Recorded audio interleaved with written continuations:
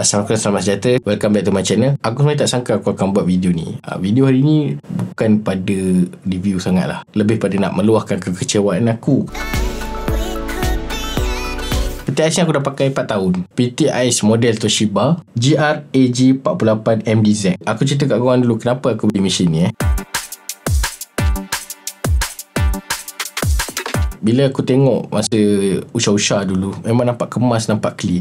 Pintu flat. Masa tu memang berangan-berangan lah. Ini boleh letak sini, ini boleh letak sini. So, masa tu excited nak beli mesin yang clean design macam ni. Tambah pula, dia ada inverter, jimatlah elektrik. Dan dia ada teknologi buang bau.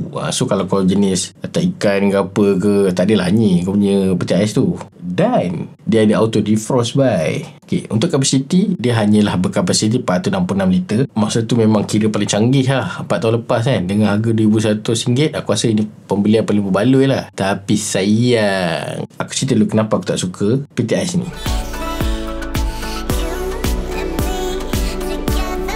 Benda utama yang paling aku tak suka adalah pintu dia susah nak rapatkan. Sentiasa tak rapat. Kalau kau tolak biasa tu, kalau peti ais lain, dia ada vacuum, dia sedut terus grip, terus lock. Tapi peti ais aku ni, kalau kau dah tolak, kadang-kadang tu dia ada gap. Ada gap tak apa lagi. Ini kau dah tutup pun, rapat pun, kadang-kadang dia loose balik. Benda ni pernah jadi waktu aku dengan wife aku pergi kerja, anak-anak pergi hantar dekat kindergarten. Balik-balik tu dia berair aku punya refrigerator tu. Makanan basi, sayur rosak. Memang masa tu rasa annoyed dia.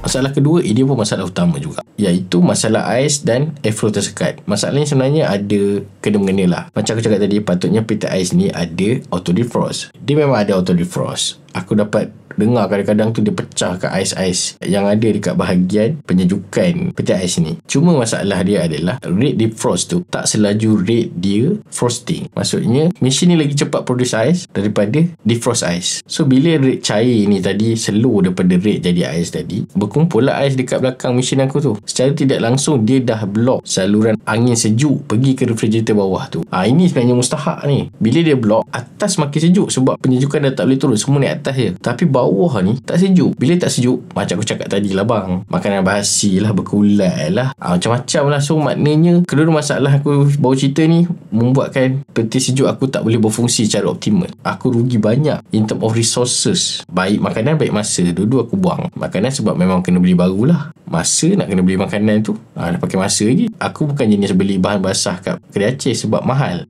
Aku selalu pergi jauh supermarket sana, baru beli. So bila jadi macam ni, memang buang masa, buang duit, buang tenaga bang. Buang masa nak defrost ais tu. Bila dia cakap dah auto defrost kononnya, dia dah tak bagilah butang manual defrost. So aku nak defrost macam mana? Terpaksalah manual tutup switch dekat belakang tu. Tambahlah buang masa lagi. Yang ketiga, ini annoyed jugalah.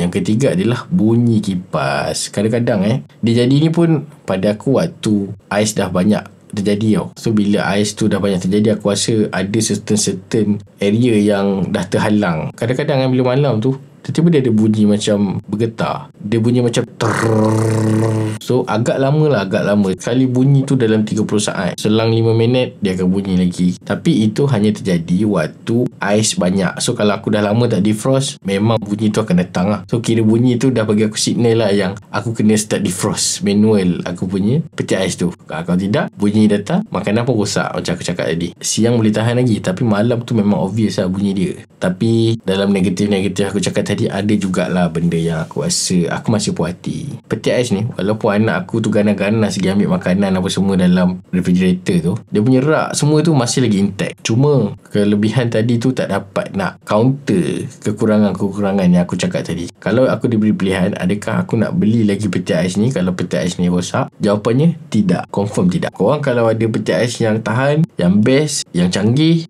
drop komen kat bawah. Aku memang tengah survey. Kalau Toshiba aku ni kaput, aku boleh terus beli peti ais lain. Okey, itu saja geng. Assalamualaikum.